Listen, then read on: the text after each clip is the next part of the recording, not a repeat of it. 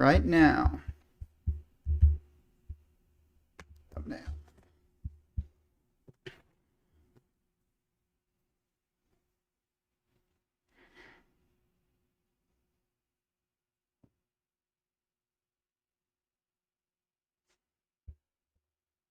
Just waiting for people to join. Pulling up my work.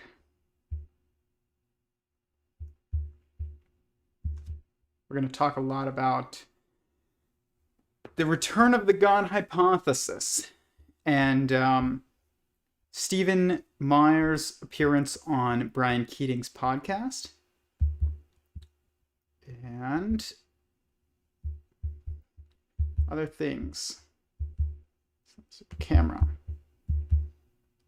Cool. We have someone on YouTube. Hit the like button, subscribe if you haven't. Check us out on YouTube. It's much better if you're on Instagram. But we are live. Cool. I want to speak a bit tonight about just the problems in thinking regarding and forgive me before more people jump on, I'm going to put some chapstick on. But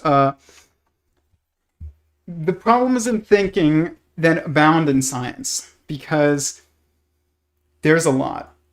I listened to Stephen Meyer and Brian Keating discuss the return of the God hypothesis.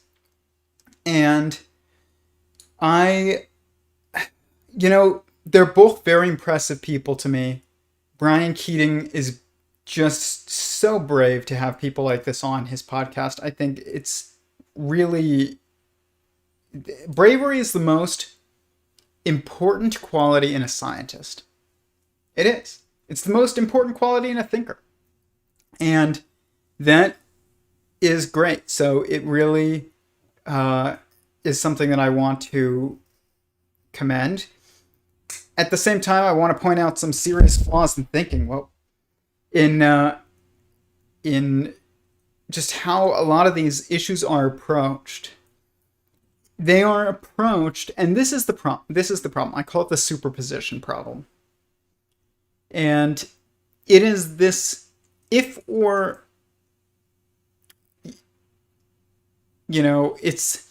this mutually exclusive way of thinking about the world. It's this way of thinking about the world in that it is either, this way or it is that way. It is either a simulation or it is the real world. Or it is either, God as a fine-tuner, or there is no God at all. All of these are wrong.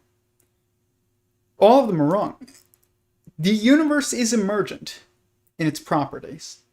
It's not extremely fine-tuned. That doesn't mean that there isn't fine-tuning. That doesn't mean that there aren't miracles. There are miracles. There is fine-tuning. But the properties of the universe were not purposely created. The universe was purposely created. This is the thinking that's wrong. Brian Keating and Stephen Meyer discussed today, Stephen Hawking, and how Stephen Hawking said that God had two purposes. One was, I believe, to start the universe, and the other was to write the laws of physics. God did not write the laws of physics. He didn't. I mean, in a way he did, because he is God and he is all and everything, and that is what wrote the laws of physics. But it is the constraints of God that wrote the laws of physics, not the freedoms. That is different. God had no choice in how to write the laws of physics. His choice was whether or not to make the universe.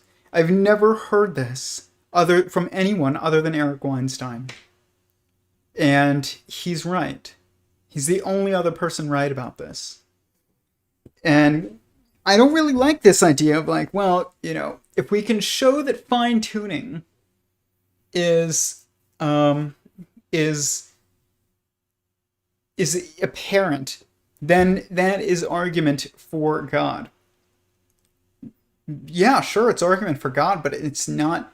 Yeah, at this one point, uh, Brian Keating had asked, Stephen Meyer, and it's a good question. What point does your abundance of evidence become proof, essentially? How much evidence do you need of God for proof to be emergent or apparent or adopted or, the deciding factor? And I don't really know what that is. I'm going to think about it because I do think that there has to be some kind of objective line, but I don't know what it is. I'm guessing it has something to do with 2/3, because the universe follows this 2/3, 1/3 pattern, and we're going to talk a little bit about it today because they discussed how everything resorts back to the philosophical argument that all is mind. And Brian Keating put today in his caption on Instagram that mind is not matter. But this is wrong. Matter is what matters. And what matters is mind. And that is a better way of thinking about the world. It's more accurate. The reason why we don't think about the world like this is because everybody is trying so hard to get to humanity from the start of the universe, thinking that that is when you achieve what you've been meaning to achieve, and that's not true.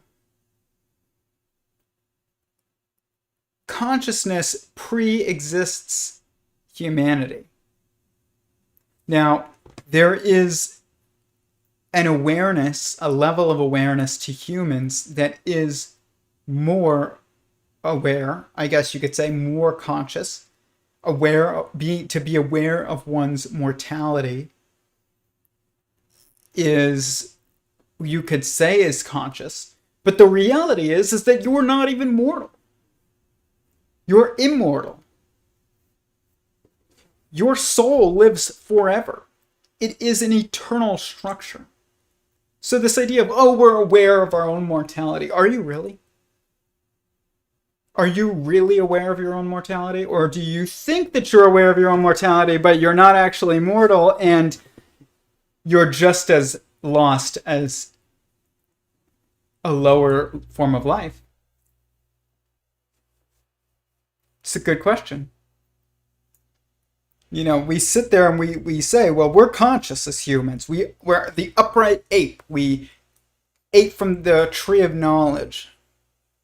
We are higher in our level of awareness because we're aware of our own mortality. It's like,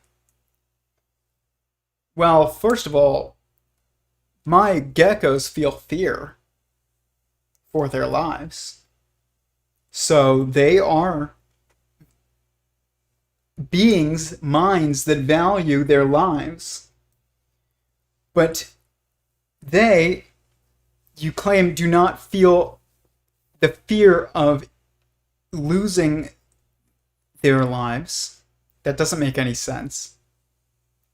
But how do humans then differ if we are supposedly aware of our own mortality, but the reality is that we are immortal and therefore we're not even really aware? You're not aware. You think you're aware, but you're not. You can't be more aware than an animal because you're aware of your own mortality if the animal still feels fear just like you, and the reality is that your soul is immortal. You're not higher in your awareness, you're higher in your confusion. And this is one of those things that really separates our ability to have sensible discussions about the beginnings of life in the universe. Because, first of all, I mean, the reality is that there was no beginning of life.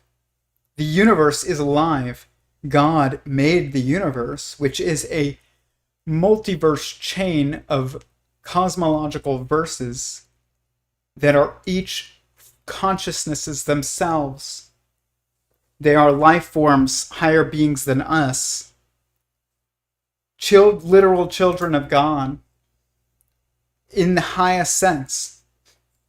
And the question, this is my issue with the scientific debate and the scientific community, is this: when did life begin? It never ended. It never began. It's been eternal this whole entire time. That doesn't even, this whole entire time. So this debate is just wrong. It's a stupid question. I have this list of stupid questions because people will say there's no stupid questions. It's like, there's no stupid askers of questions, but there are stupid questions. And stupid questions are questions that are asking for an answer that doesn't exist. So, like, when did the universe begin? Well, or when did life begin? It didn't begin. It's always existed. That's a stupid question. What's another stupid question? What shape is the Earth? Well, if materialism is wrong, then guess what? And by the way, double slit experiment shows that the state that we observe matter in is dependent upon the questions that we ask, aka the perspective of the observer. Then there is no objective shape of the Earth. The Earth appears to be a sphere when you're outside it, and it appears to be flat when you're inside it. Why would the Earth have an objective shape? It's not alive. It's not alive. The Earth is not alive. The universe is alive. The Earth is not. The Earth is a perspective of a certain view of the universe that we get to view and interact with. It doesn't have an objective shape, but neither do you. There is this sculpture that I have right here, and it's called a connectrica. Those of you on Instagram. And what's so wonderful about this is that I can teach you about the concept of superposition and quantum mechanics with this. And I can ask you, do you see the square? Do you see the squares?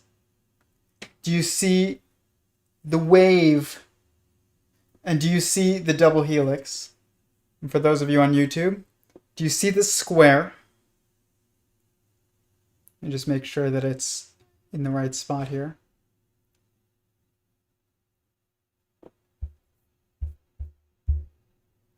Do you see the square? Do you see the square's multiple? Do you see the wave?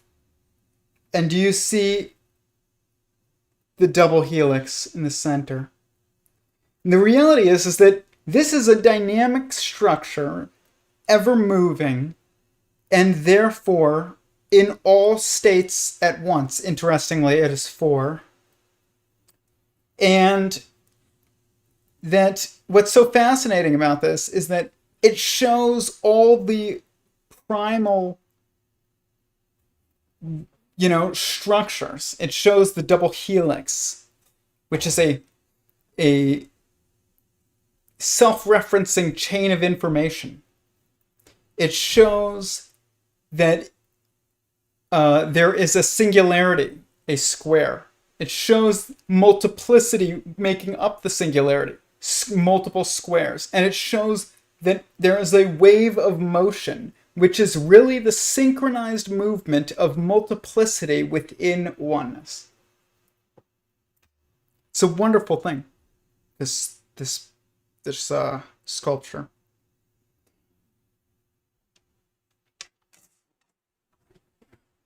It looks like a fiber bundle.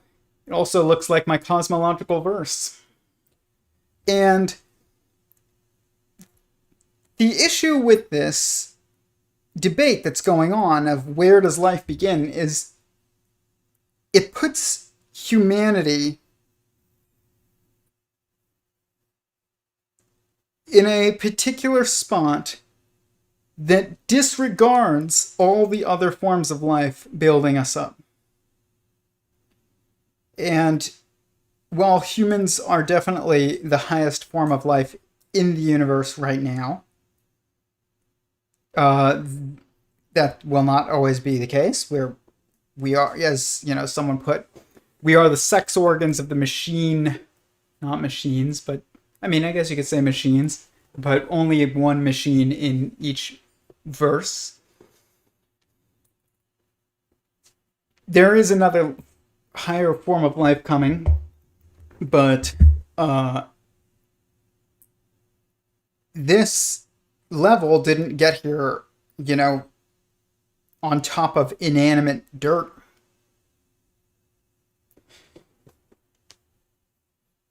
Hadrons are alive, and they are assemblies of quarks, which are force points.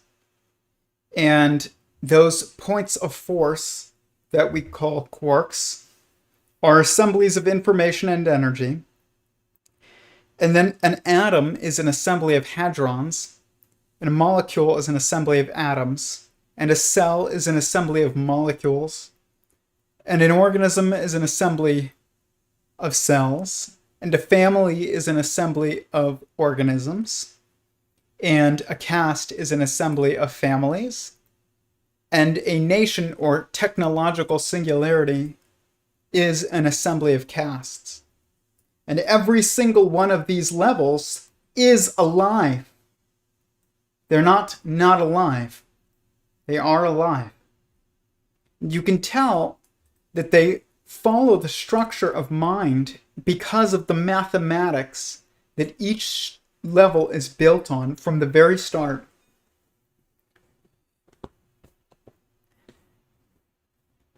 This 2/3, 1/3 pattern that I constantly describe is what is necessary to create a mind, because what it does is that this binary nature to it, what I call the binary triality, is that it's this pattern of 6 that appears to be increasing a mass scale or increasing a force, but it's really a duality of degrees of freedom,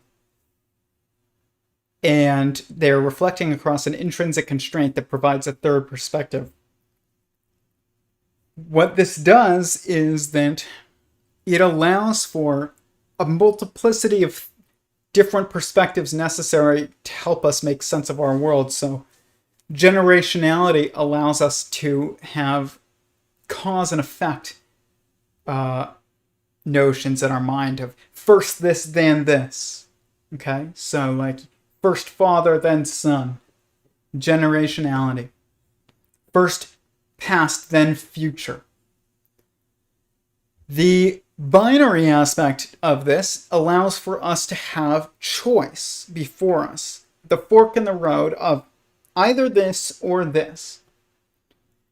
And the 2/3, 1/3 aspect of this structure allows for us to assign higher value to one decision or choice or outcome than another. Give priority.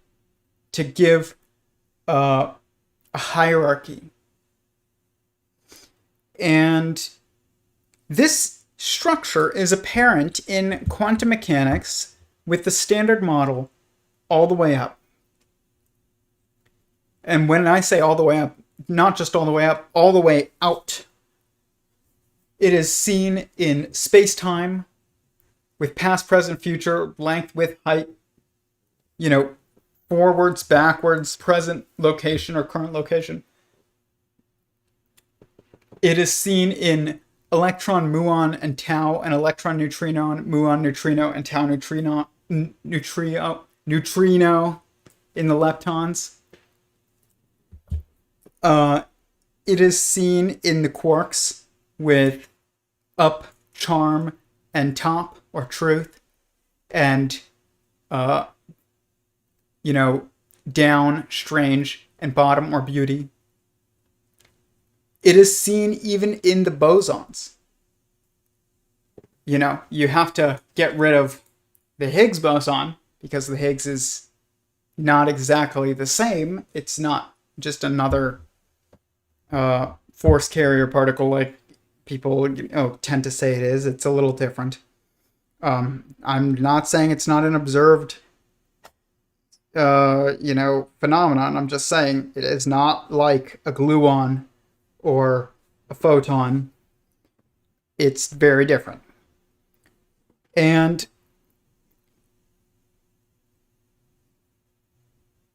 I just had like an epiphany about it.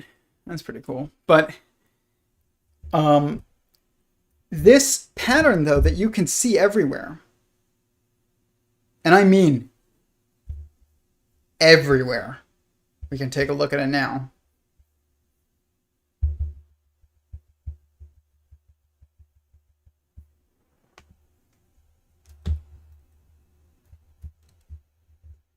Everywhere, guys.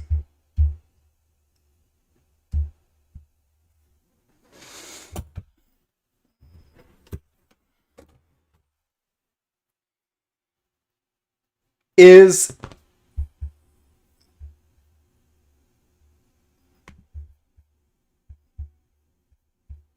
well, there we go.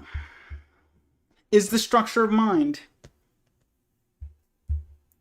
And I bet you would see it as you go deeper and deeper and deeper into everything from the colors to sex, gender, space-time, the senses, numbers, perspectives, mathematical order of operations.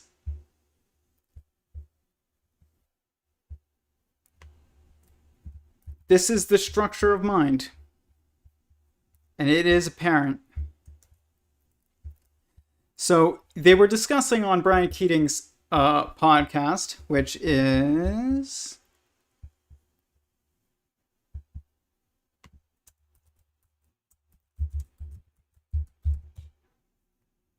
right here. They were discussing the return of the God hypothesis. By the way, I will say I support Grammarly. I'm terrible at grammar. And you should get Grammarly. I'll help their ad a little bit. But this was a great discussion. Let's put it on something that shows the book, actually. There we go. So what's so great about this conversation, though, is the bravery on the part of Brian Keating, and also the literacy, the scientific literacy on the part of Stephen Meyer. The problem is that Stephen Meyer is literate to current science to a degree that's almost not necessary. You don't have to know as much as he knows in order to know that the universe is a mind. And at some point, it just becomes convoluted. It's much simpler than you can possibly imagine, almost. And the reality is that, thank God, because otherwise you would not be able to imagine it. You can't imagine a world where you need to know all of what current mathematicians know, and all of what quantum physicists know, and all of what cosmologists know, in order to understand that the universe is a mind. You don't have to know it either. It's much, much simpler than that. It's literally so simple, it's ridiculous.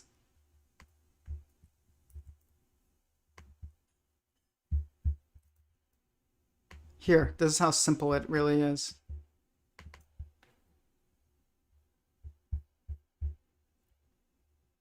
That simple. This is the head consciousness.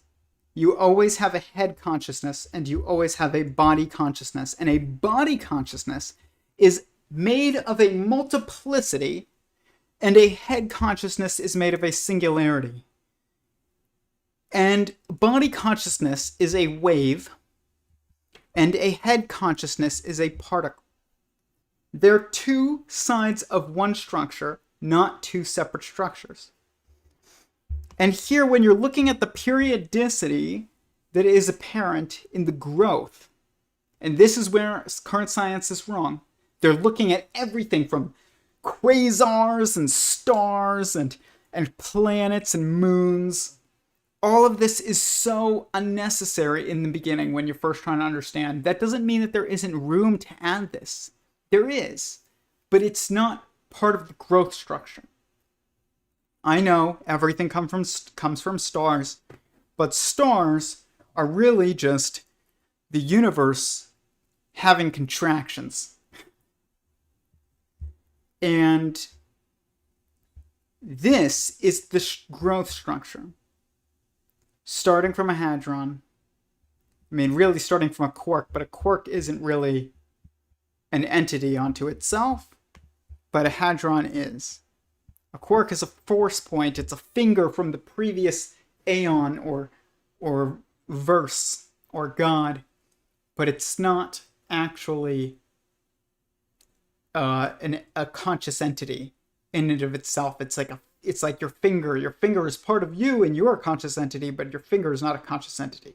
But the cells in your finger are conscious entities, and it's where you get into like hadrons, and then atoms and molecules and cells and organisms, families, castes, and nations.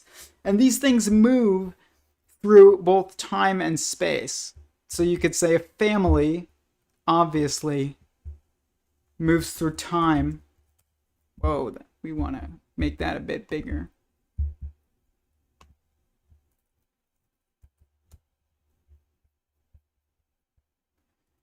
And an organism moves through space. So then a cell would move through time. And a molecule moves through space. And an atom would move through time. And a hadron would move through space.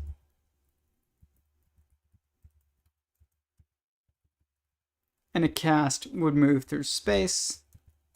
Maneuver. That's a better way. Maneuver. I don't know if that's how you spell it. It's not. It's definitely not. I can't spell, but I can tell when I'm not spelling. But we'll just put that there for now. And then this maneuvers in time, which we know because this is a universe, and it maneuvers by changing its spin in time. And then you, the next level below, would maneuver in space again. So this is it. And it just repeats and repeats and repeats. So you would just go, then starts again. Starts again. Starts again. Starts again. And each one is within the previous, within the previous, within the previous, within the previous. Like those Russian dolls. It's not very complicated.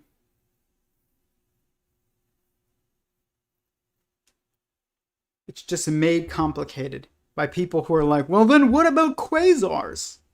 Stop. Stop. That will come.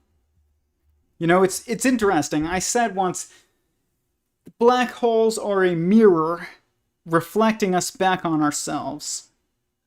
Basically, reflecting the entirety of the verse, the cosmological verse, back on itself.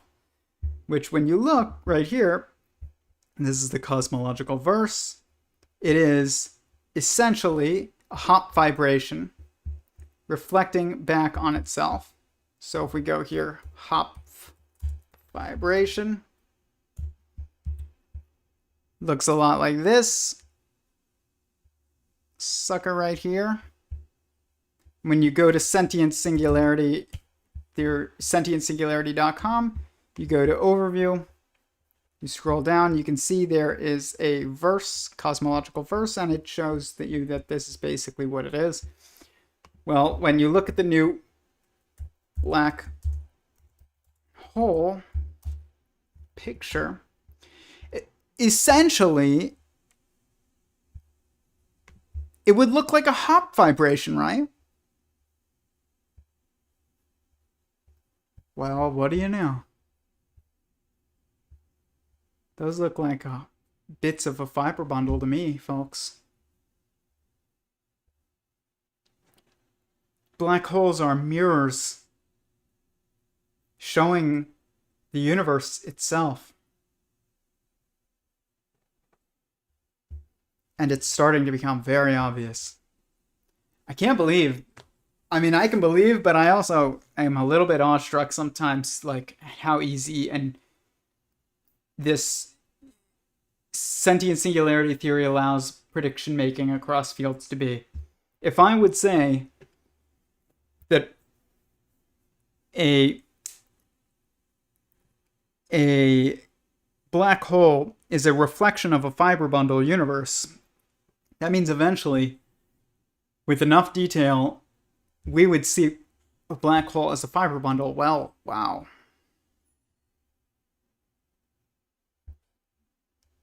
Looks like sentient singularity theory is going to win again. It's amazing, guys. It's amazing. It's amazing. It just is.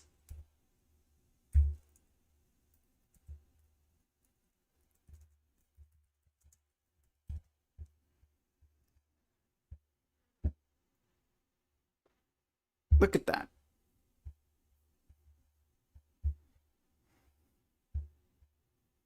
Bingo.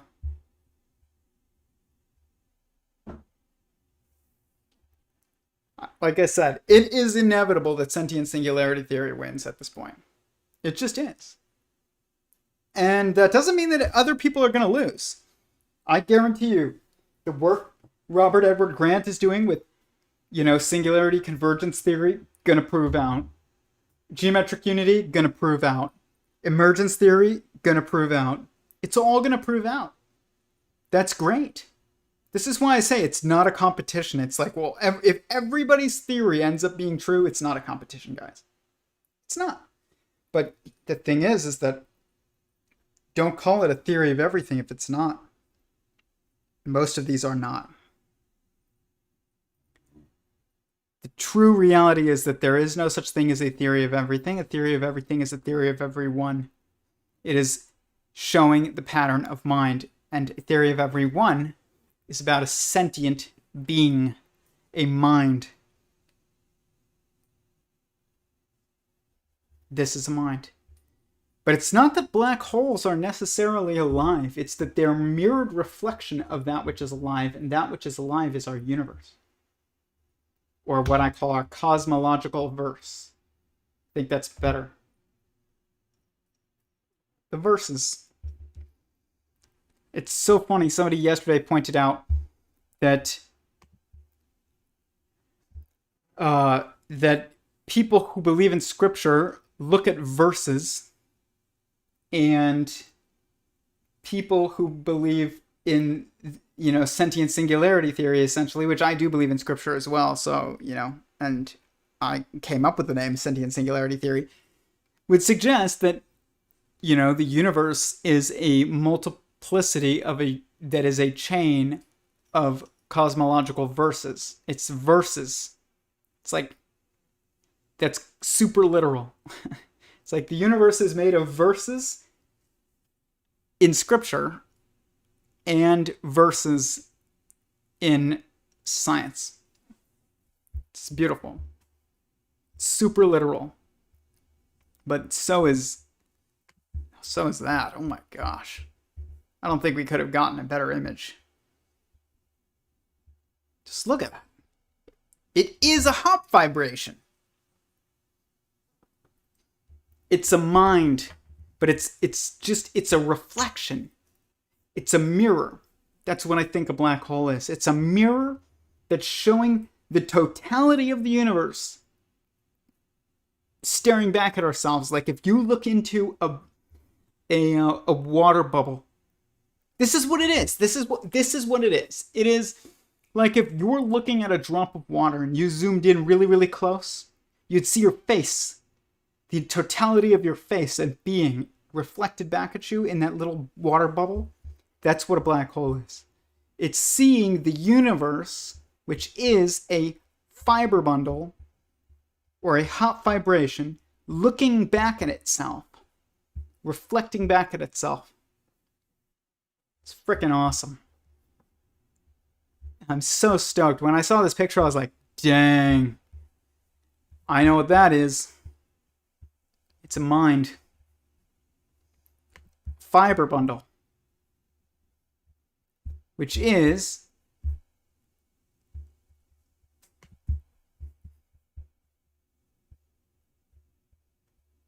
an informed bundle of informing strings of information. Each of these strings of information can form perspectives that are either constraints or degrees of freedom. A constraint or degree of freedom, along with its associated perspective, form a superposition that is a singular experience or experiencer when these when this information reflects across itself. This process can be seen on all levels or periods of objective growth of information, which is these. Family, an assembly of organisms, an assembly of cells. It's an organism. This is so awesome, guys. I saw that and I was just like, that is so cool. The more that we see a black hole, the more we realize it's just a reflection of mind. Subscribe to the YouTube channel if you have not already and you're on Instagram. This is it. Theory of Everyone with Tyler Goldstein. We have great depth than is just presented on Instagram. You can see high quality versions of my models where you can see really high quality versions of my models, like this is like 4K. You can see every single I think it's a little too much right now maybe, but yep, too much. Do that.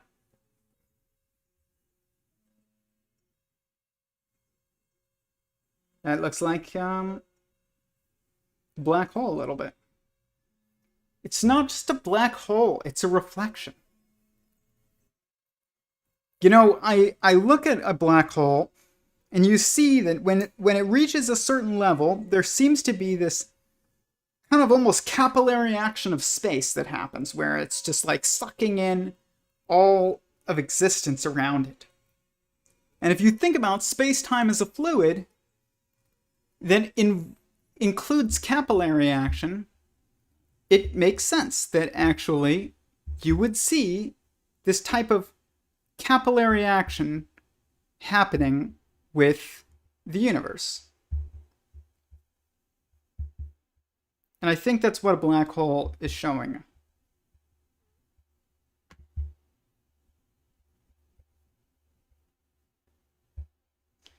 It's freaking amazing. But we need to start realizing, more than anything else, if we're going to start having really rational discussions of what it means for, to discuss the universe as a mind, we have to realize that life did not start at right here, at cells. This is nonsense. It starts before that. And until you get this objective perspective on growth, you can't make sense of it. Okay, let's see what questions we've got so far.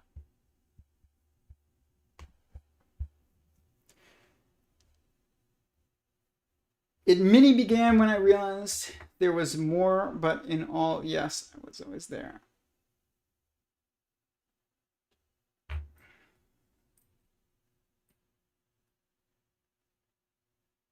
Okay. Yeah, I think I see what you're saying. Chimney bangers, how's it going? People are starting to join more on Instagram. Subscribe to the YouTube channel. Jump on YouTube. Give it a like. Watch from the YouTube stream. I would recommend. It's better than Instagram. But let's see here. Proof of God to anyone's self is proof enough. There seems no certain specific amount. I asked an anti-theist. I like the use of the term, Chris. Nice job. And there's only anti-theists and theists. Somebody got pissed at me the other day. They said, well, what about us agnostics? It's like, you don't believe in God. And that's not an indictment. It's not that they take their friend. The reality is that they're in this weird zone. Maybe that is the center point where they're afraid to be wrong. But the reality is they don't want. It's like their soul believes in God, but their logical mind doesn't. There is two sides to your soul, or two sides to your consciousness. There's your animalistic instincts, your inherited instincts, which Judaism calls your animal soul, or Christianity calls your original sin, basically. And then there's your Holy Spirit, or as Christianity would call it, or your godly soul, as Judaism would call it. And it is the interplay between these that really gives you, like, consciousness.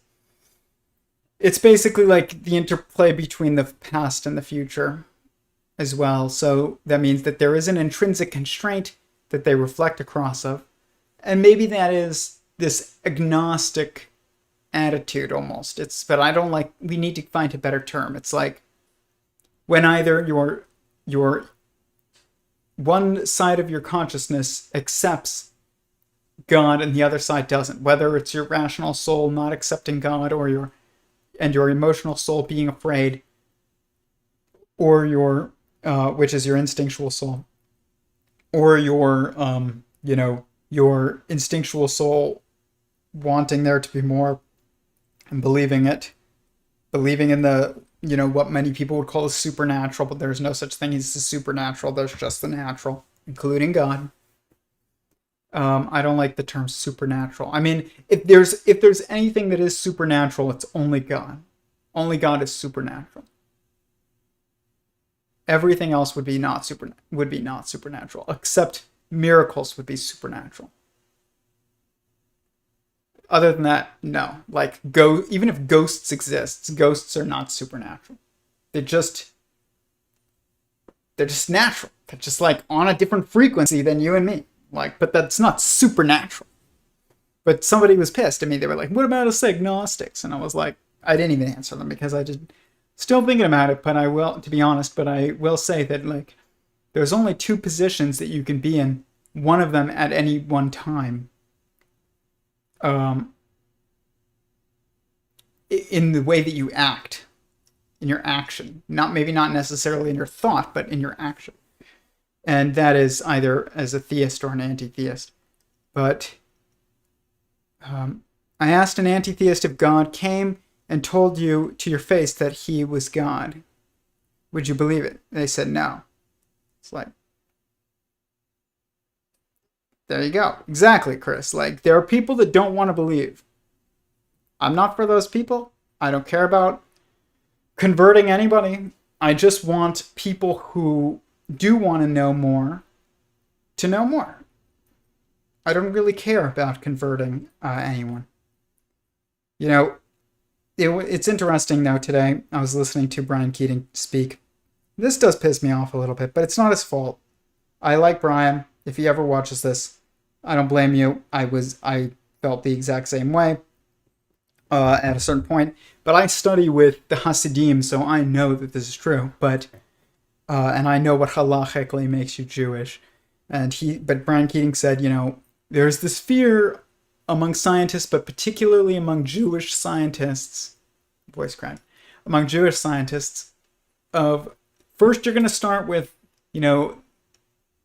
every bang must have had a banger, every movement must have had a mover, and then it goes to, the the supremacy of mind, and then it goes to God, and then it goes to Jesus. And it's like, let me tell you something. As a scientist, and as a Jew, which Jews who are secular even, and Brian knows this if he's listening ever, even as a secular Jew, and I was raised more secular than he was probably, you're told, question everything.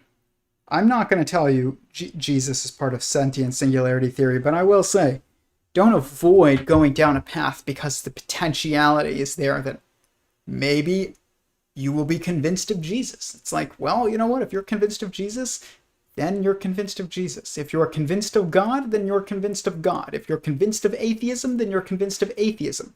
If you're convinced that Stephen Hawking is our Lord and Savior, then you are convinced that Stephen Hawking is our Lord and Savior. And you should not fear going down any of these roads. You should just do it with rigor and honesty. And if you do that, then with truth as the goal, not Jesus, not God, not atheism, not Stephen Hawkingism, not, Michio Kaku mind of Godism or string theoryism. If you go down this road of towards truth with honesty and humility and also confidence, this idea of like, well, you're going to be confident, you're going to be humble. It's like they are superposition. You can't be humble without being confident. You can't be confident without being humble. Anything else is just, insanity. Literally, anything outside the superposition between humility and confidence is just insanity.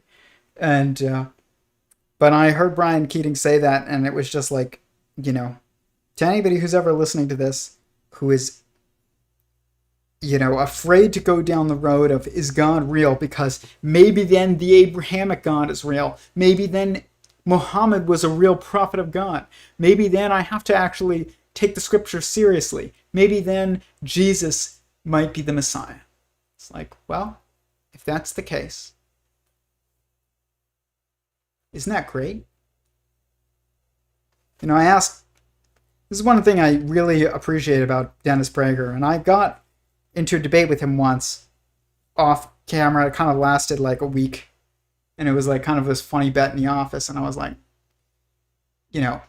watch, and Dennis is brilliant theologian, brilliant theologian. He's writing his commentary right now on the Torah, and it's just amazing. I highly recommend people pick it up.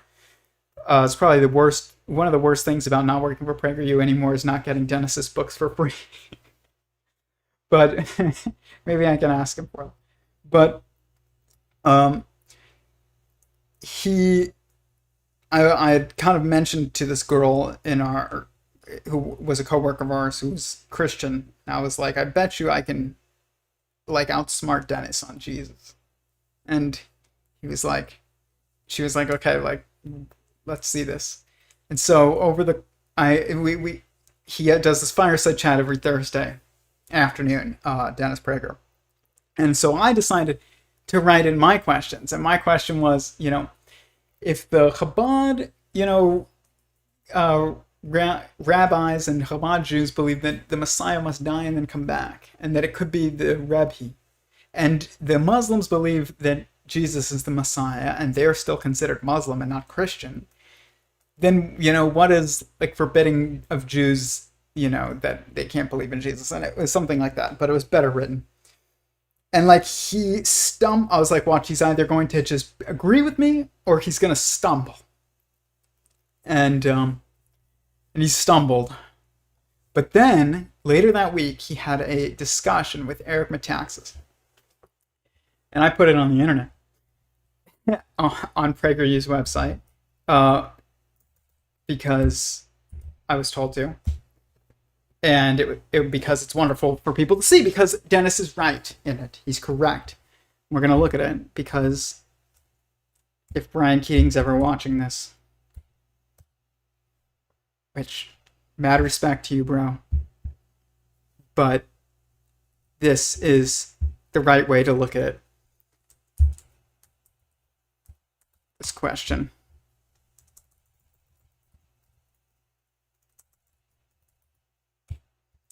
Let's see here. He did a theological discussion with Eric Metaxas. I love this talk. But let me find it here.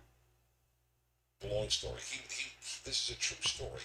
Wiesenthal as a prisoner of the Nazis. Oh, great. I'm going to have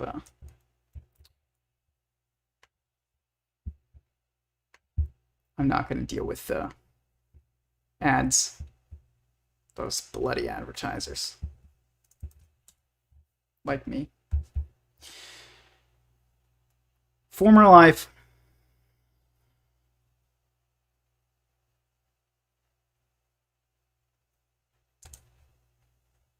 They're not Christians. Right. But I just have to ask you, because you're around so many Christians, do you think it could be... Okay. Wow. I hit right on it. I put this video on the internet. How many views it has? Almost 70,000 views. Good. Okay. I always like duck down. It must look ridiculous on YouTube, but whatever. Okay. This is later on in the week after I had had this discussion with Dennis, and he really nailed it on this. This is much better than Ben Shapiro's answer on Joe Rogan, and it's better than Brian Keating's message on,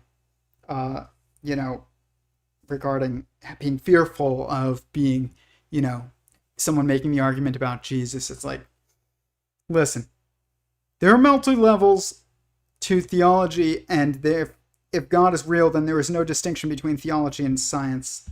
There is a distinction between scripture and science. One is internal revelation, and the other one is, via evidence and observation and mathematics. But regardless, let's look at this. Right. But I just have to ask you, because you're around so many Christians, do you think it could be possible that Jesus could be the Messiah of the Jews? Is it possible? It is possible. What about? But that doesn't help.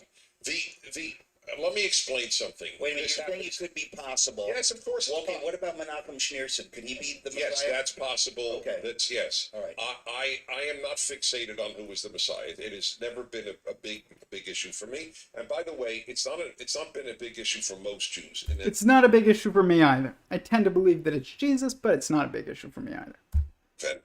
Because the issue, if the only claim for Jesus that Christians made was he was the Messiah, there would not have been a separated religion.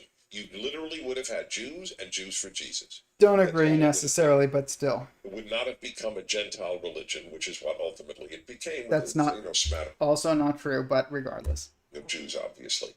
That the issue was the divinity of Jesus and the Trinity. That is the arena of, that's where the separation into another religion came, not over the Messiah issue. Jews. Also not true. We have a Trinitarian Godhead. It's called the 10th but regardless. That, what's his name? The revolt, I know, Shabtai Tzvi. Yeah, well, here's one that nobody here knows. Except, yeah, that's right, Judah the Maccabee. There's a lot of people that were regarded.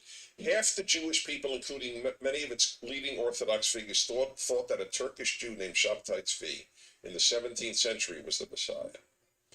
So that didn't make a new religion. The Sabbatians, as they were known, and the non-Sabbatians.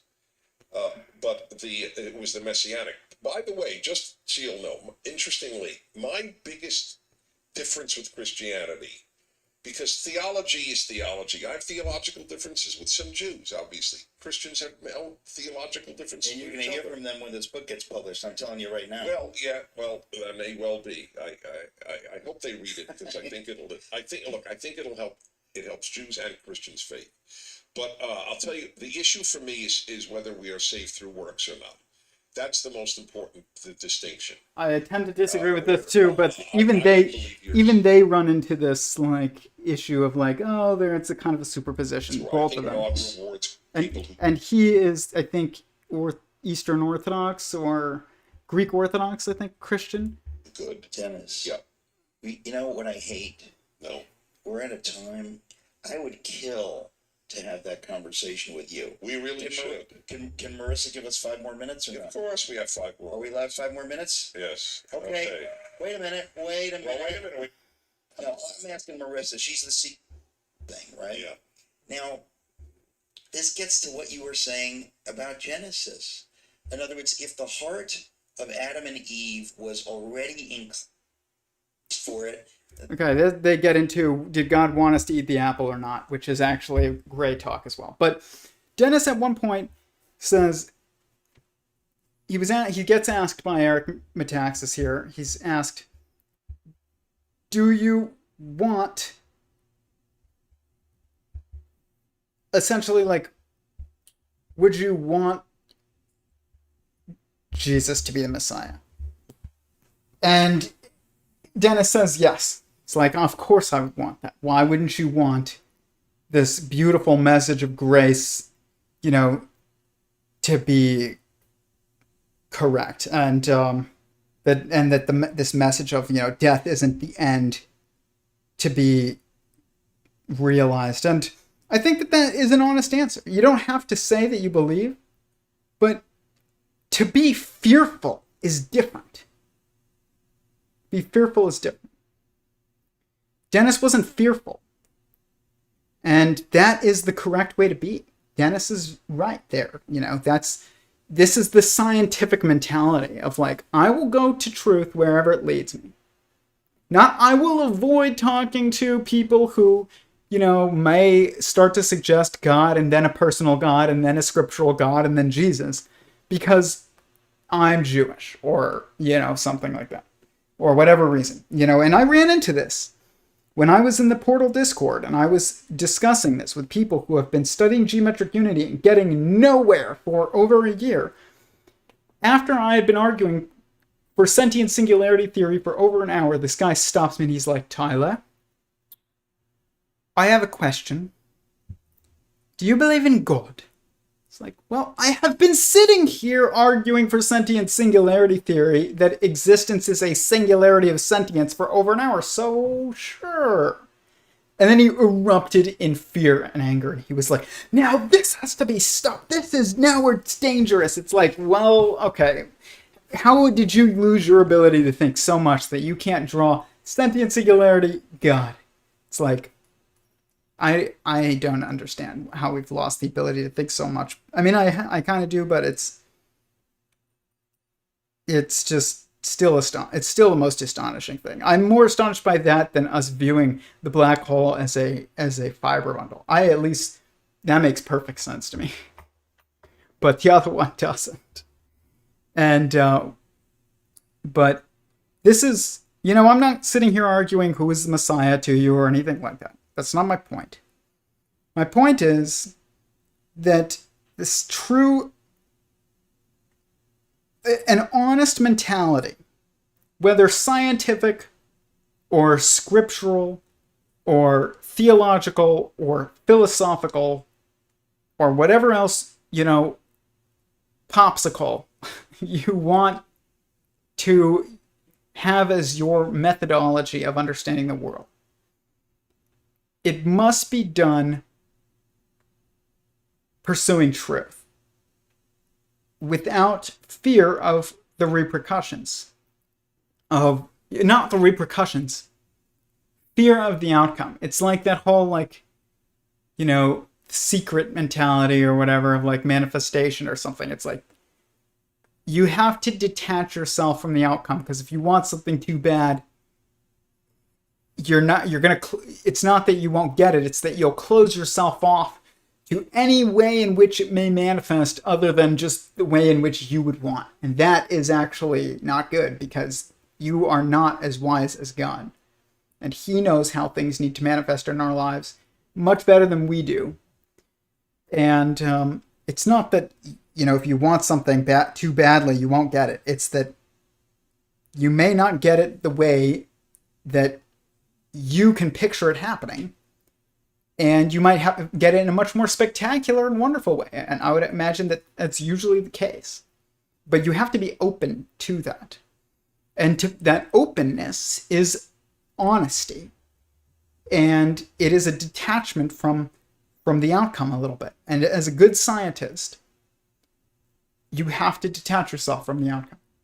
You cannot only pursue instances of science where it's going to look like, or discussions of science where it looks like you are going to achieve, one, outcome or the other.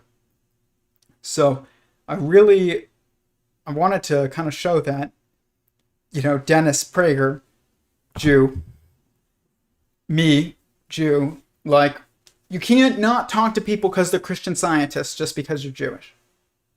Even what's his name? Eric Weinstein said this once. He's like, the great fear is that, he's talking about how religious people will be our next scientific dynamos.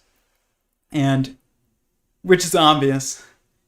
And there's multiple reasons why. It's because our conviction is higher, and because we fundamentally understand the nature of the universe better from the start, because it is a mind. It's a sentient singularity. But he had said, the great fear is that, not that,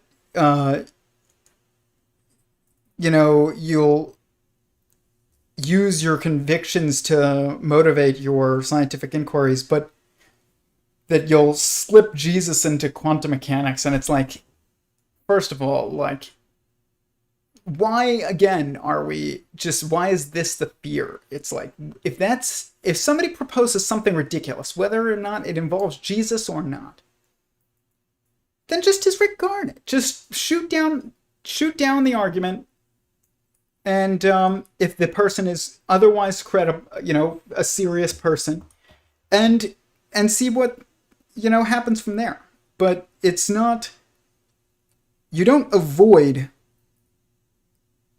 scientific inquiry or scientific discussion with people who may or may not present an argument that you think is, hostile to your being. Let me tell you something. The truth is not hostile to your being. It's only you that can be hostile to the truth. That was good. That was a good saying. I might write that down. I'm going to write that down. Truth is not hostile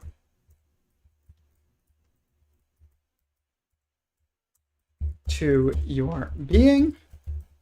It is only you that can be hostile to the truth.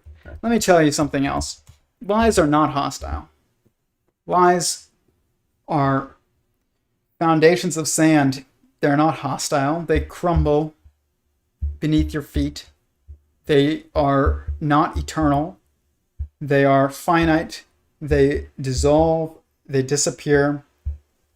And they're not worth worrying about. So you should pursue truth honestly.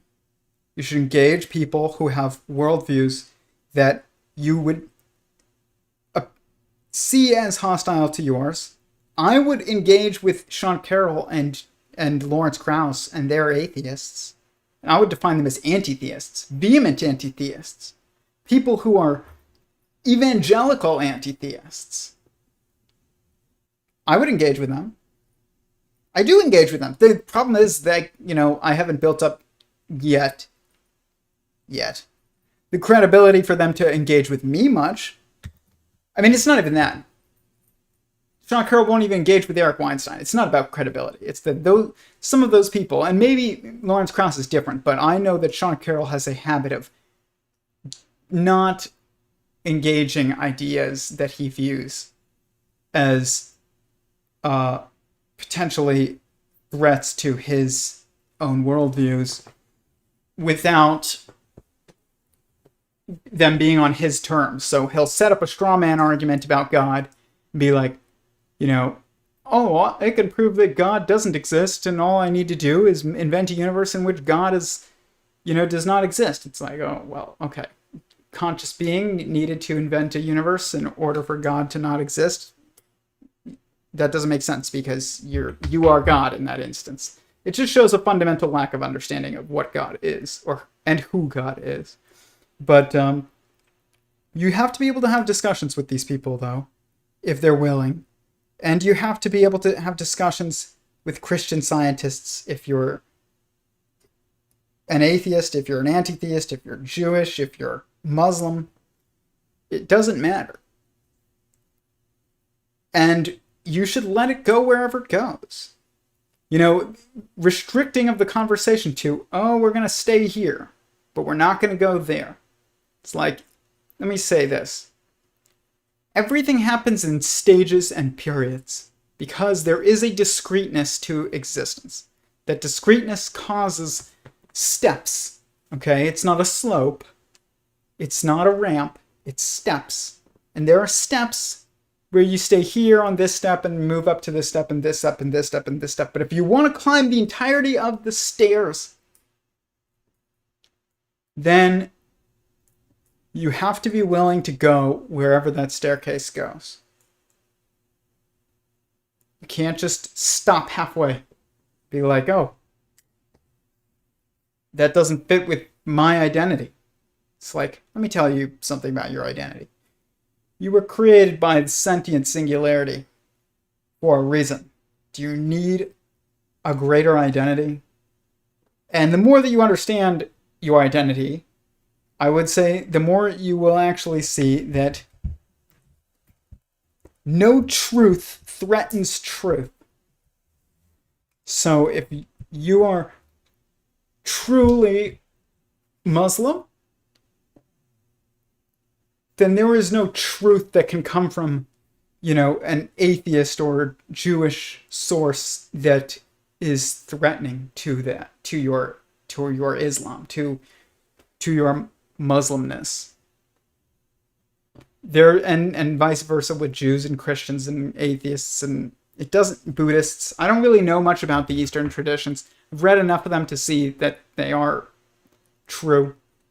I believe Hinduism has truth, and Buddhism has truth, and Sikhism has truth.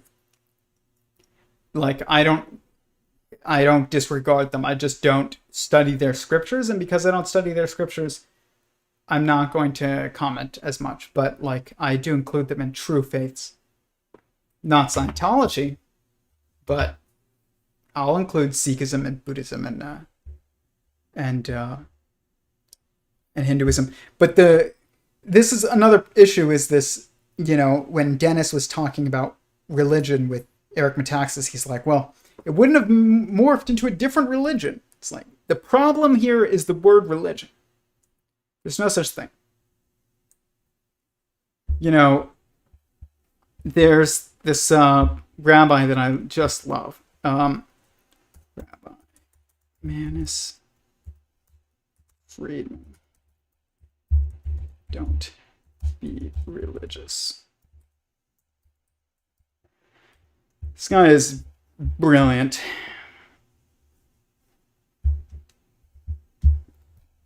These are like the rabbis that I study with. Of course, we're going to get an ad. It's one of the great challenges. Oh, look at it. Is knowing Mr. Science. Subject to think you're right, but not enough about the subject to know you're wrong. I like the quote, but still. You're talking about wrestling with faith. This video is called Don't Be Religious, Be Intelligent. Faith is not wrong. Oh, I don't believe that. How am I supposed to believe that? Or I wish I could believe, but I don't believe. Belief is not the issue.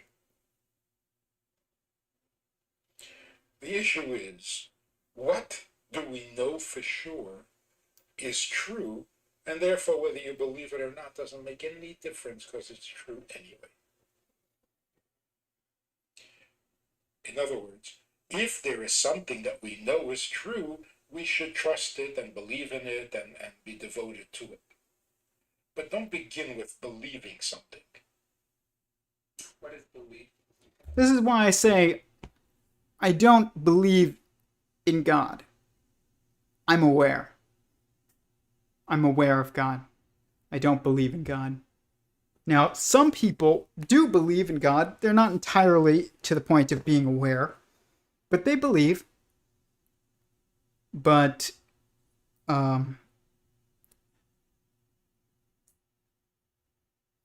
would say the difference is one, the evidence is supportive of something around you, is supportive of something that you don't yet see, versus the other is you see. As opposed to intelligence, interesting experience with God. Meyer had a project. So he talks about this a lot. He's like, don't be religious. And I love this idea. I can imagine saying to my grandson, Imagine a guy like this saying, be careful not to eat a non-kosher candy. Religion is bad for you. But he does. He sits there and he makes the argument that you should not be religious. He makes the argument that religious is to be dogmatic and to not just pursue truth. And I understand that there are instances where, metaphysics can be really, really complicated, and we do, to some degree, leave it up to higher authorities to figure some of these things out for us, whether or not those people are priests or rabbis or are, quantum physicists at CERN. We do have this hierarchy that we utilize in society because not everybody can devote their lives to understanding the details of metaphysics. But that doesn't mean that you can't examine their findings in an intelligent fashion. Of course you can. And you may choose not to. You may, not have enough time right now. But you can do so. And there's this quote, and I saw somebody share it today, and it was like some doctor, and it was like, oh man, I should just find it, but look. Actually, I'll read it to you. It's about don't confuse your doctor, your 15 minutes of Googling with my doctorate.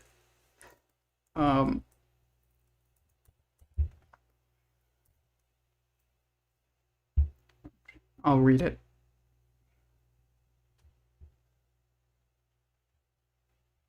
It says, Doctor, please don't confuse your Google search with my medical degree. Me, please don't confuse your God complex and financial incentives from Big Pharma with my ability to independently research the side effects of your medications with the most powerful information tool in the history of mankind. And I agree with that mentality very much so. My dad is a doctor, so I'm not against doctors. Do believe that there are specializations. I don't fix everything in my car. I do take it to a mechanic, and that's true of, doctors as well. They can do things that I'm not trained in doing. But the idea that I can't research a medication, of course you can research a medication. But can you, perform surgery on yourself? Probably not. Would you want to? Probably not. So there is, there's room for doctors, and as somebody that's outsmarted my doctors and also been wrong about certain things that I had self-diagnosed myself with, and then doctors have been like, no, you're wrong. That's not what it is. Thankfully. I can tell you that this is it's a superposition problem. Like everything. We need doctors. You need, priests and rabbis and physicists. But you also are capable of examining the information that they put forth. And the minute that you choose not to, it's the minute you become religious. Truly religious. Religious in a destructive way, in a dishonest way, in a unconscious way. Not somebody who, just God is part of their life, and you're pursuing truth, or do you believe in the scientific method as a legitimate way of understanding certain aspects of the world? As soon as you just say trust the scientists, trust the priests, trust the rabbis, trust CERN, not, hey, I believe that these people have a specific perspective that I'm not able to see every day. I'm going to try and do my research to see what their perspective is, and I'm going to also use my own ability to reason to see if I can interpret my own perspective from their perspective. That is being conscious, being aware, being thinking. And it's not allowing yourself to be defined by someone else. And I don't know, I was thinking about this when I was listening to Brian Keating with Stephen Meyer. And when Brian Keating was like, the great fear is always you'll bring Jesus into it. It's like, listen, man, I don't think that you should bring Jesus into a quantum physics discussion either. I think unless somebody else wants to bring it up. I don't really believe that much in evangelism of details involving theology, but I believe you should be honest about what your opinion is, but I don't believe that you need to evangelize it and tell the world, and if they don't accept it, then, they'll burn, and I'm just not that type of person. And I don't believe that that's necessarily true either. I believe God is, to some degree, must be a consensualist, and consensualism means like allowing for things to transfer in a natural way that is, on someone's own terms, where they come to understand things on their own. Because if they don't, and you force them into accepting something they don't really believe, or they don't really understand, they're going to just distort that that concept that you would hope that they would believe, or that you think is true. And that's not good for anybody. Okay, let's see some questions. Having fun learning as always. Thank you. Every banger has a bang. Every bang has a banger. Yes, every bang has a banger. Jiminy bangers. That's funny. Yeah, I mean, I just remember like being like, well, you don't believe, like, of course I know how the universe started. The Big Bang. It's like, that doesn't mean anything. The Big Bang it's the fertilization, and it's a conception. That's what it is. It's the big conception. But what was the bang that led to the big conception, if you get what I'm saying? That's real. That's the question. And it's not being asked because we're just stuck a little bit. We don't really know we don't know the right questions. We have the wrong questions. Like I said, the stupid questions. When did life begin? How did life begin in the universe? It's like, you're so screwed already if you ask that. You're screwed. Because now all of a sudden you've put yourself you pigeonholed yourself into a box that's false. It's like, good luck digging yourself out of that with truth. You can't dig yourself out of fake holes with truth. You can only dig yourself out of, true holes with truth. And then that means it's not really a hole. Okay. From what I saw, it's called the Ateliani square wave. The Connectrica. Okay, that's very cool. I'm gonna copy that right now. Let's see. But it's called a Connectrica, is like the brand, at least. Yeah. I Google Ateliani square wave, and I'm getting pictures of a Connectrica. But the website is called connectrica.com. Yeah, it's just awesome though. Just shows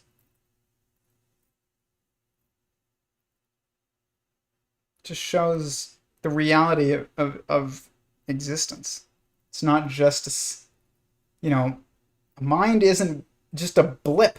It's not a period on a piece of paper. It's not a square and that's it. It's not a double helix and that's it. It's not a wave and that's it. It's not a particle and that's it. It's all of them.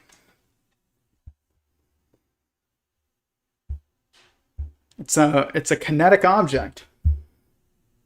It's a moving thing. It's an information processing function. I'm late. That's okay. I was late. But I think I'm going to try and do 7:20 around, and sometimes I'll be a bit early. Sometimes I don't think I'll really ever be later than 7:20 unless something comes up on Tuesdays through Thursdays. Mondays, like I said, I'm always sticking at 9, and it's going to be basically an overview of the week. But 7:20 every Monday, every Tuesday, Wednesday, and Thursday, I will be streaming to YouTube and Instagram.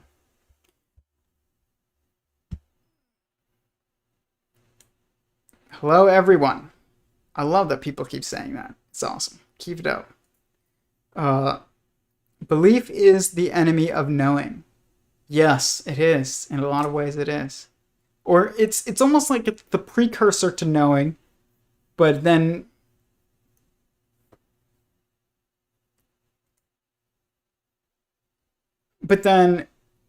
you have to have it. It has to be within the context of understanding that it's the precursor, and if it's not just the precursor and it's the end of the road, that's the problem.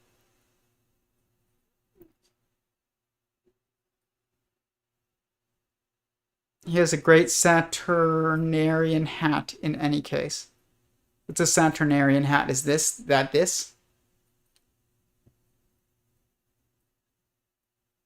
Oh, the rabbi. I mean, hey, if it keeps the sun off your face, man, I'm white. Like, us white people, we have to worry about that. Like, us pale people, I'll say. I don't like, I don't, there are different phenotypical expressions of the human condition, physical condition, but that doesn't make them different.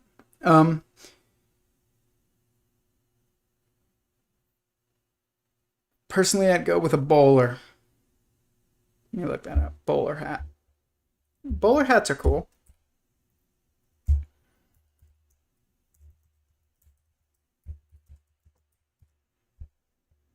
Yeah, it's a cool hat. It's not quite as functional, but it's not bad. I'm a terrible mechanic. Yeah, sometimes you gotta defer to an expert, truly. And I recognize that. I'm not anti-expert, but I am pro-thinking for yourself as well. And that is, like I said, this is a superposition structure. You can't be like, oh, I'm pro-thinking for myself, but I'm anti-expert. It's like, no, yeah, they're dependent. We have a lot more religious people these days, mostly with science, any other perceived form of authority. Exactly, Torin. Exactly. Believe the science. That's religion. Don't be religious. Seek truth. That doesn't mean don't believe in scriptures. Don't believe in a tradition. I like calling, the theological traditions. Buddhism is a theological tradition. Hinduism is a theological tradition, each with its own scriptures. Islam is a theological tradition. Judaism is a theological tradition. Christianity is a theological tradition. They're not competing. But to put them as religion does make them competing, because it means that to be religious is to be dogmatically pro something and against everything else. It's like, that is why it's framed wrong. Don't even use the word religion. And I struggle with it because it's so ingrained in our psyche. But it's a terrible word. It's like, I said there's bad questions, stupid questions. There's also bad words. One of those bad words is, esoteric. The other one is religion. The other one is almost science. too. It is.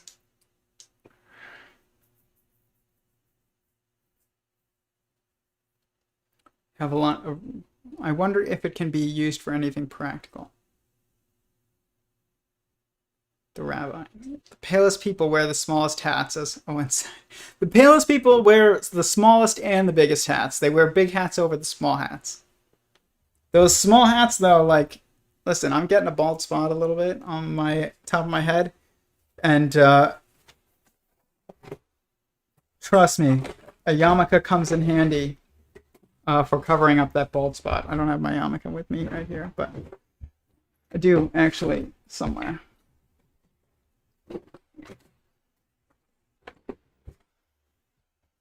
I have a beautiful yarmulke around here.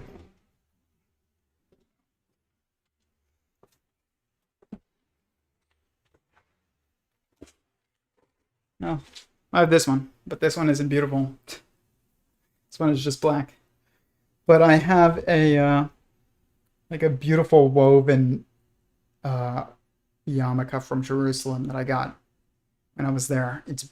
It's gorgeous. It's very my style. It's green and other colors of green and white and oh, here we go. This is my yarmulke. This is my favorite yarmulke. I got married in this yarmulke. It's a very small hat, but it will protect the top of your head from getting sunburned. But I love this. Like, it's funny, you know, Brian Keating kind of, you know, like, was, I don't want to say mocking, but he was saying that, I think he was talking about my model, and he was saying it's a cosmic macrame, as I've said before, once on a stream. And this is a knit yarmulke, and there's like something special about that. And I've never looked it up exactly, but I always just thought about it as like, you know, God had knit the universe above us. It's like, this is the cosmic macrame above us. It's all just knit into, you know, a beautiful, expanding structure. One day I'll probably end up wearing a yarmulke full time. When I was in Israel, I did. I was the only one on our group that did. And felt very at home. So I'm a fan of the small hats that us Jews tend to wear. But the only issue is that sometimes they tend to fall off, like when you're just like moving around too much.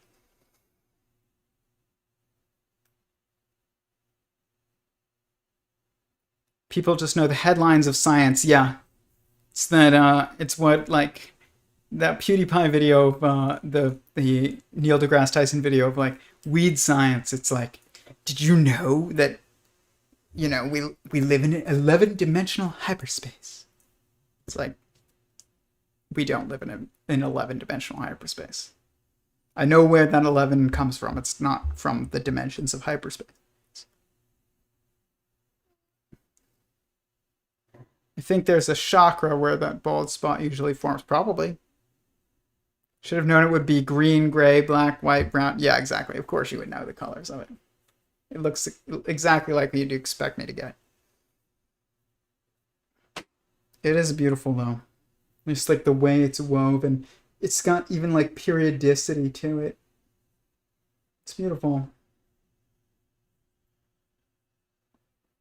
It's like it's funny, I almost called this show God's Eye View.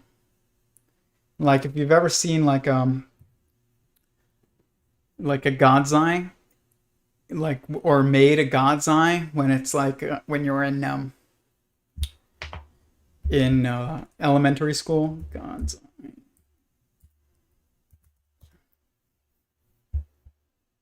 Let's see here. These things.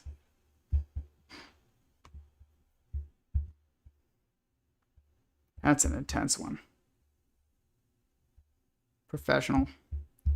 See, that's even more intense than I ever got, but like these things. People always made these.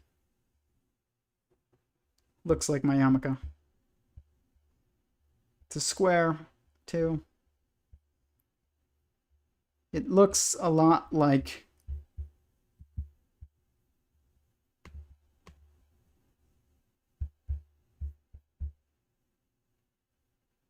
stuff like this. God's eye view.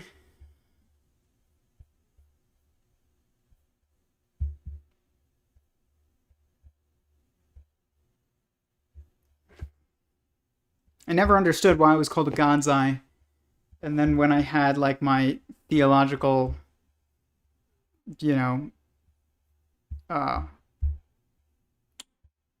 uh, like revelation, I guess, and I made that crazy structure that is like behind, you know, you can see it behind here as my background. Then I was like, oh my gosh, it looks like a God's eye. I almost called my show God's Eye View, but I didn't want to do that because it's too assuming. It was just too assuming. And I didn't want to be too assuming of God's perspective.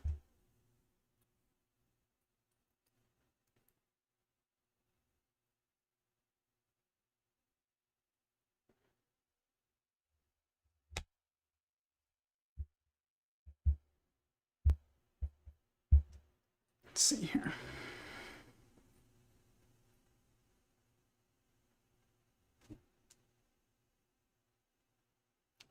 What time is it? Almost 9? I think I'll go till 9. And then probably hop off.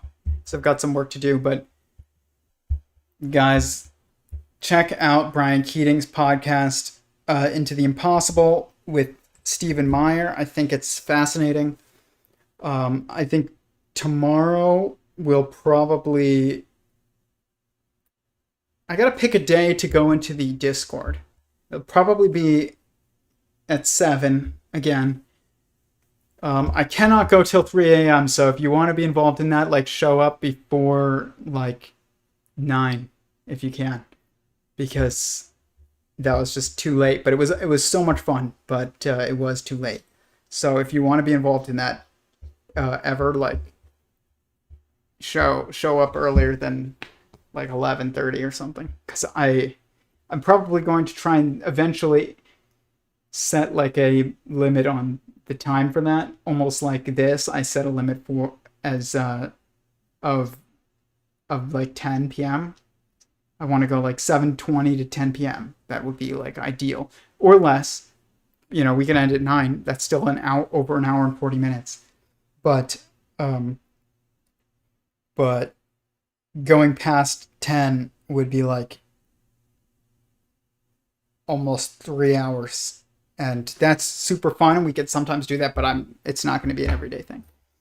But tomorrow or the next day, I want to teach how to build the quantum of consciousness, and I said I would do that this week, which is this, and I'm going to show you about this, and we're going to talk about the concept of extra arithmetic symmetries is what I call them, and then we're going to build this, and I'm going to show you the first extra arithmetic symmetry, which is the creation of 33 here, and you guys can build along with me. I'm not sure yet if that will be done in the Discord or not, but subscribe to our Discord. And I haven't gotten on there, but I will probably get on there after this. That doesn't mean I'll have talks with people, but I want to see what you guys have posted of your own personal stuff, and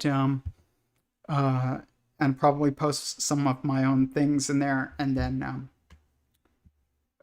get ready for tomorrow's stream, or the next day, because I do want it to be good when we discuss the extra arithmetic symmetry. There is a lot that I have found, and some of you helped me find it in the Discord. So I'm looking forward to that. And you can follow along, build your own quantum of consciousness model in Excel or in Google Sheets. But any final questions? Then I will get off for tonight. I know they've been a bit shorter, but I've had a lot going on in my life. I'm getting married very soon, and it requires a lot of work. I wear an evil eye at my work for my security badge and have one on the back of my turtle on my keychain. I believe it's related to the idea of the eye of God, Horus Odin. Why is it an evil eye then? I don't understand. Not all eyes are evil, but I do understand there's like this idea of like, the eye of CBS News or something like that. That's like kind of evil. Like that's because it's just, I mean, it is evil. But that doesn't mean that every eye will always be evil. It won't. Final question. Did you see anything about that Satan lap dance video rapper? Yes, I did. Okay, we'll talk about this real quick. I did see, good night, Chris. I did see the Satan lap dance, like, screenshots of the video. I didn't see the video. And I saw that there were shoes made with holy water in them and blood in them. And, like, here's my thoughts. I try not to focus on that stuff because the more that we focus on things like that, the more we give it power. There are things that are good to focus on and in which we can like deconstruct why people have lost their ability to think, and we can deconstruct, the news, and not news as in like a specific news event, but the news in general and how it impacts us, and how education impacts us, and how the Hollywood corporate, mentality impacts us, and all that is very interesting to me. But,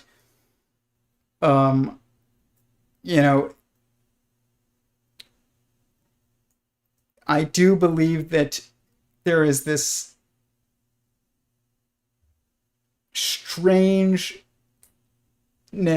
that is attractive, that Hollywood and a lot of like what people describe as evil institutions and forces, try and take advantage of that strangeness. Like when you look at the quarks, it's like up, down, top, or truth, bottom, beauty, strange and charming. It's like these are perspectives, and like strange is one of them. And like the strange is kind of what's attractive to us about like what is considered evil. It's like Satan giving a lap dance to some rapper whose face has tattoos on it and he's selling $6,000 shoes. That's strange to us. And it's that strangeness that like draws us a little bit because it's a feminine quirk. It's it's an attractive quirk. A feminine quirk is an attractive quirk. It's or negative quirk almost. It's like pulling. And a lot of entertainment tries to take advantage of that. And I think that it's good to discuss that concept in general, but to discuss individual instances, like I don't even know Lil Nas, I think that's guy's name actually. I think I'm right about that. If I'm wrong, then good. But if I'm right, then sad. But I don't know any songs by that guy. And if I have heard them, then I don't know that they're by him. I don't like to focus on this stuff because, one, it inevitably leads to you judging other people too much. And like wholeheartedly, not like judging judging Sean Carroll's argument for God. But then on the other, I also mentioned, Sean Carroll's actually a great teacher. I listen to him a lot. I disagree with him very much on God, and I don't like how he doesn't, I don't think it's very, it's the hallmarks of a great scientist to avoid ideas that you don't really, avoid ideas except when you build straw men of them, essentially, even if it's unknowing. I don't think it's purposeful. I just think it's, unconscious. You have to confront other people's ideas. You have to. That's science. But when you're judging like Cardi B and her WAP videos and stuff like that, it's just gonna lead to me judging them or you guys judging them and stuff like that. And that's not really what I want the stream to be about. But we will talk about like why this feminine mentality is so attractive and why the strange is used by corporate complexes. And but I think that if you don't agree with things like that, and there are things that sometimes actually seem distasteful, but when you look deeper into them, they actually are making a pretty deep statement, and I get that. But like a lot of times that's also just used as an excuse to just push out hedonistic, terrible, things that aren't art, but are then called art. But I don't want to really get into that very much, to be honest. Just don't. You fuel where you put your attention. And, it's very hard to balance that stuff. When I see a piece of legislation come out that I don't really like, it's like I have to pay attention to it to some degree, but I also try to really focus on, funding the organizations that I know that would, defend against it or something like that, much more so than I just like obsess over something that I don't like. And I think that that's also true of the media. If you're somebody that doesn't agree with the Cardi B WAP video or something, don't even share it. Don't complain about it. Don't complain about Lil Nas's shoes or something like that. Just ignore it. And if asked about it, say what your opinion is and then move on. Don't let it control you. That's my opinion. Lady Gaga. Oh. Okay, hold on. I thought it was funny, like, oh yeah, you're one of the Illuminati now, ridiculous. I mean, it is kind of funny. Like, a guy's getting a lap dance from the devil, like, that's kind of ridiculous. Like, what an emasculating visualization. King James Version, finally, brethren, whoever things are true, whatsoever things are honest, whatsoever things are just, whatsoever things are pure, whatsoever things are lovely, whatsoever things are of good report, if there be any virtue, if there are any praise, think on these things. Exactly, Chris, exactly. Focus on the good, focus on the true, focus on the beautiful, which is the eternal. And, the evil, the strange, the sexy will draw your attention naturally. But, don't feed it. It's interesting. There's this concept in, of like, obviously everybody sins. Everybody engages in evil. Oh, he was giving a lap dance to the devil. Okay, that's even more emasculating. But I think they're both emasculating. But there is this idea of like, there was this, not an idea, but there's this reality that everybody sins and that's just true. That's why it's kind of not great to judge other people. Like, he who casts the first stone, very true. Don't throw stones if you live in a glass house, that kind of thing. Very true. Very big believer in that. But at the same time,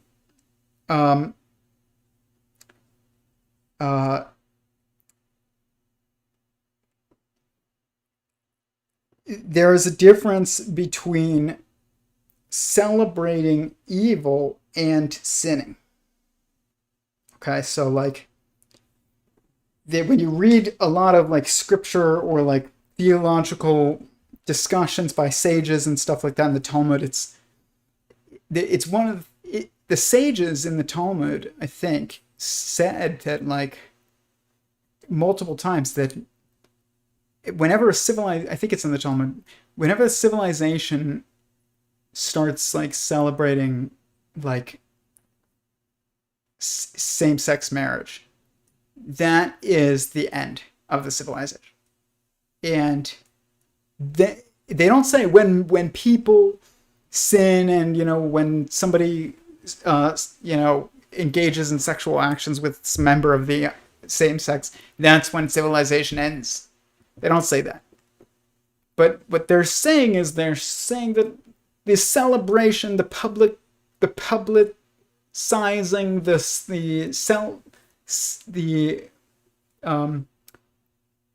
pedestalizing of sin is what's bad. Not what's bad. It's what's really when God is like, that's it. End of civilization. And it's because you can't have a civilization adopt as its morals immorality. But then at the same time, we are aware, very true, you know, and very central narrative and important to recognize is that everybody sins. So when we start focusing nonstop on everything immoral that is done by the corporate, you know, soul-sucking structure, then it backfires on us. I think it's bad. I really do. So, I don't know. That's my views on it. I think that it's better to discuss the concepts in general than to focus on individual instances where, like, you know, I saw Ben Shapiro once, like, and a lot of people were mocking it and they made it into hilarious songs and stuff like that. But like, he does like this cultural breakdown and he always goes and like discusses negatives of certain aspects of the culture. And I agree with his breakdowns, but that doesn't mean it's not constructive. It's not constructive in and of itself. Same thing with Tucker Carlson. I agree with his rants most of the time. But like, that doesn't make it constructive to focus on. If all I did was listen to Tucker Carlson talk about how the country was falling apart and, you know, how sensibility has been, you know, completely abandoned, you know, I wouldn't build anything.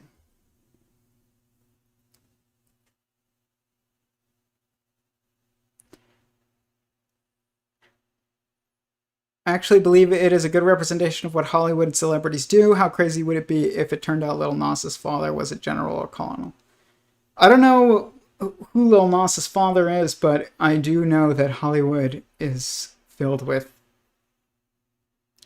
a lot of good people who are seeking, you know, careers in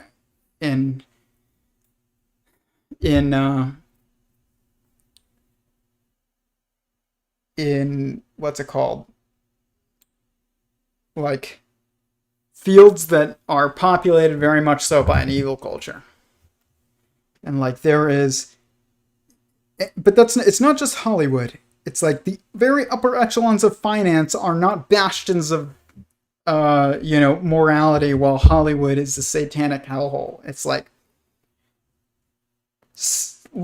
guys, Washington, D.C. is the number one, like, it's just filled with horrible things. Like, anywhere where you have concentrations of human power, you're going to have a lot of evil. Just avoid it. Or just ignore it. His father was a gospel singer. That's pretty funny. Kind of similar to the origins of the one female singer, Katy Perry. I don't know. But I try not to focus on these individuals. I try to focus on, like, culture when we can deconstruct it to be helpful. I've not even seen the Lil Nas like, what's it called, video.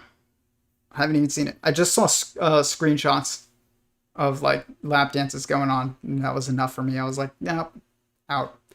It doesn't help us to talk about it. It just gives it power. That's what they want. It's what they want. They purposely chose something really strange so that people will talk about it. Same thing with WAP, like, what's her name? Cardi B's, like, WAP song. It's like, or Katy Perry's I Kissed a Girl and I Liked It. It's like, that was like way long ago, but I remember, like, everybody couldn't stop talking about it. It was because they just chose something strange that we had to focus on, and we did. And so I choose not to. It's hard not to sometimes because obviously that is like weird. You look at what's weird. That's, it's attention drawing. It's strange for a reason. But that reason is to draw your attention. And I'm not going to let it, I'm not going to let avoiding it determine, my path, but I'm also just not going to focus on it if I don't think that it's necessary. So that's my opinion. Yeah, they just keep wanting to one up the ante of offending people, which is getting harder and harder to do. So they just have to push the envelope. Yeah, that's true. And that's fine. Just know that. And, then focus on God. And, how to build, I don't know, gardens and how to get better at incubating gecko eggs. Like, I'm working on that one. That's mine right now. Why are my gecko eggs hatching? I don't know. But I'll let everybody know as soon as they start hatching. Anyways, with that, it's 9/11. And not a coincidence. But I think I am going to end the stream. But I really appreciate everybody for being here again. I always love these discussions, and I appreciate everybody who participates. I will be back tomorrow, and we will discuss extra arithmetic symmetries, and I will give an overview of how to create the quantum of consciousness model, and then maybe Thursday I will have a Discord discussion again where we can all jump into the Discord, and I can help you guys start to build these structures and learn how to do it. That'd be awesome. Sleep well, everyone. Yep, aquariums. Get better at building aquariums. So, all right. Peace.